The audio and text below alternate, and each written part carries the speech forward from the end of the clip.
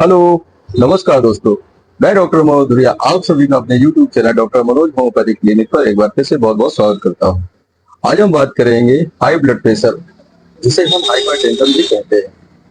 आजकल ये एक आम स्वास्थ्य समस्या बन चुकी है। ये एक ऐसी बीमारी है, एक ऐसी डिसीज है जिसपे हमारे शरीर में ब्लड का जो दबाव का लेवल है वो नॉर्मल से बहुत ज्यादा हो जाता है, जिसकी वजह से हमारे माइंड पर, हमारे हार्ट पर, हमारे लंग्स पर या और भी दूसरे अंगों पर परेशान करने वाली हालत सी बन जाती है। तो आज हम हाइपरटेंशन यानी हाई ब्लड प्रेशर के बारे में भी बात करेंगे, इसके कॉजेज कारण के बारे में बात करेंगे, इसके सिम्टम लक्षणों के बारे में बात करेंगे, इससे कैसे बचा जा सकता है, इसे कैसे कंट्रोल किया जा सकता है उसके बारे में बात करेंगे। साथ में आपको कंप्लीट होम्योपैथिक ट्रीटमेंट बताएंगे। तो वीडियो को स्किप ना करते हुए पूरा वीडियो देखें, और जो लोग नए हैं वो वीडियो को लाइक शेयर सब्सक्राइब करना ना भूलें। साथ में बेल आइकन जरूर दबा दें ताकि आपको नए वीडियो का नोटिफिकेशन आप तक तुरंत पहुंच सके। तो चलिए आइए शुरू करते हैं। तो सबसे पहले जानते हैं कि हाई ब्लड प्रेशर हाइपरटेंशन क्या होता है। जब हमारे शरीर की धमनियों में ब्लड का दबाव बहुत अधिक बढ़ जाता है, दिन भर में आपका ब्लड प्रेशर घटता और बढ़ता रहता है, यानी आपका ब्लड प्रेशर एक जैसा नहीं रहता है, घटता और बढ़ता रहता है। लेकिन जब ये लंबे समय तक के लिए अधिक बना रहता है, जिसे हम हाइपरटेंशन यानी हाई ब्लड प्रेशर कहते हैं। नॉर्मल ब्लड प्रेशर आपका 120/80 mmHg होता है, और ये टू टाइप का होता है, सिस्टोलिक ब्लड प्रेशर और diastolic blood pressure. Systolic blood pressure में जब हमारे बॉडी में जो धमनियां हैं, आर्टरीज है, उनमें ब्लड का फ्लो तेज हो जाता है, बढ़ जाता है 120 से 130, 40 या 150, 160 तक पहुंच जाता है, तो जिसे हम हाइपरटेंशन यानी हाई ब्लड प्रेशर या सिस्टोलिक ब्लड प्रेशर कहते हैं। अगर हम डायस्टोलिक ब्लड प्रेशर की बात करें तो डायस्टोलिक ब्लड प्रेशर में जो हमारे बॉडी की आर्टरीज हैं, धमनियां हैं, उनमें ब्लड का फ्लो कम हो जाता है, जिसकी वजह से हमारा ब्लड प्रेशर लो हो जाता है और ये 80 mmHg से कम होने लगता है, 50-60 के आसपास पहुंच जाता है, जिसे हम diastolic blood pressure, low blood pressure कहते हैं। आज हम हाई ब्लड प्रेशर के बारे में बात कर रहे हैं। जब हमारे शरीर में ब्लड प्रेशर बढ़ जाता है तो हमारे शरीर के हार्ट, लंग्स, माइंड या और भी अंगों को इसका बहुत ज्यादा इफेक्ट पड़ता है। आजकल के आधुनिक युग में हर कोई तनाव से, स्ट्रेस में रहता है। पहले ये बीमारी ओल्ड पर्सन, उम्र लोगों में ज्यादा होती थी, लेकिन अब ये यंग पर्सन, चिल्ड्रन में भी होने लगी है।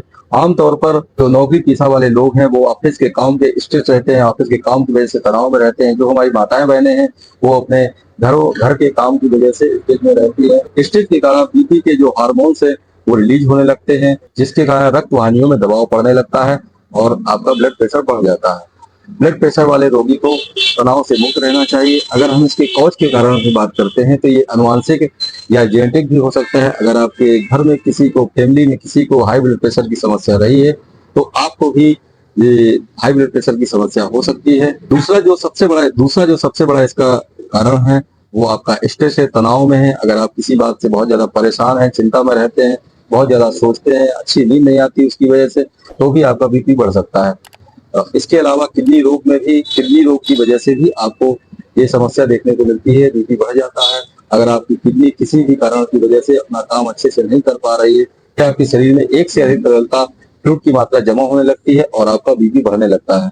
खाने पीने की आदत की वजह से भी आपकी जो बीपी की समस्या है वो बढ़ सकती है। ज्यादा तले भुने खाना खाने से, बाहर का खाने से, तली खाना खाने से, दूध की बनी चीजें, खाद्य पदार्थों को ज्यादा खाने की वजह से आपका जो कोलेस्ट्रॉल है वो बढ़ जाता है और आपका बीपी बढ़ने लगता है। अगर हम इसके सिम्टम्स के बारे में बात करते हैं तो आपको सिर दर्द के साथ चक्कर आ सकते हैं, आपको उलझन हो सकती है, कमजोरी महसूस हो सकती है, तनाव में ऐसा लगता है कि हमारी बॉडी की जो नसें हैं वो खिंची खिंची सी लग रही हैं, आपको तनाव रहता है, आपको अच्छे से नींद नहीं आती है, भूख नहीं लगती आपको, कभी कभी आपको नाक से ब्लड भी आ सकता है, आंखों में धुंधला सा दिखाई देने लगता है, आपको जो हाथ पैर है वो अच्छे से काम नहीं करते हैं, आपके पैर हैं, हाथ पैर है, लड़खाने लगते हैं, आपको कमजोरी बहुत ज्यादा हो जाती है, थकावट हो जाती है, नींद भी नहीं अच्छे से आती है।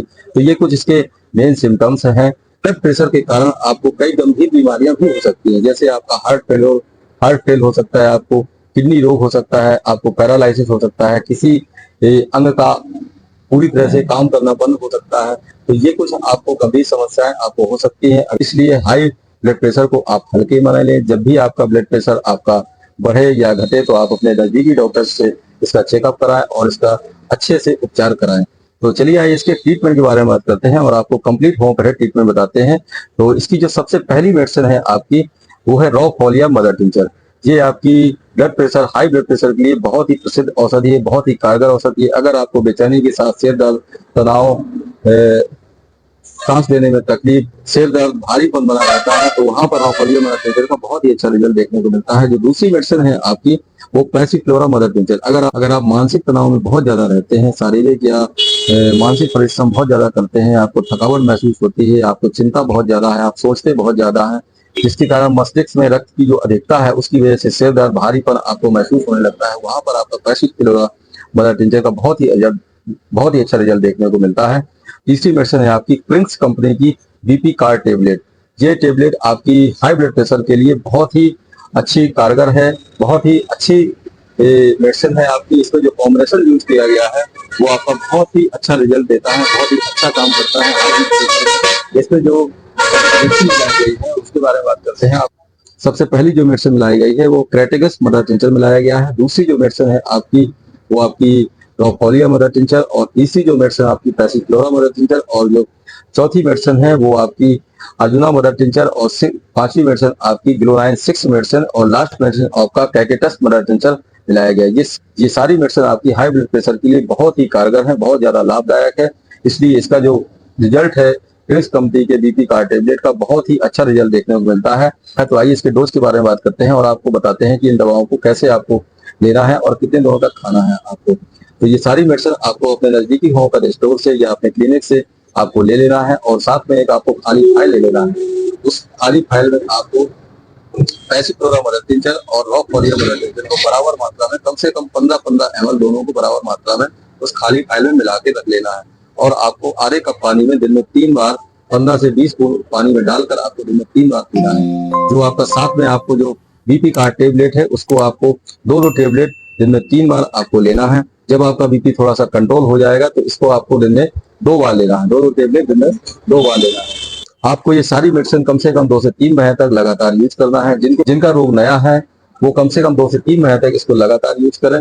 उनका जो बीपी है वो धीरे धीरे पूरी तरह से ठीक हो जाएगा। जिनका रोग पुराना हो गया है वो कम से कम इस मेडिसिन को, सारी मेडिसिन को 5 से 6 महीने तक यूज करें लगातार। धीरे धीरे उनका जो बीपी है, हाई ब्लड प्रेशर है, वो धीरे धीरे कंट्रोल हो जाएगा और पूरी तरह से ठीक हो जाएगा।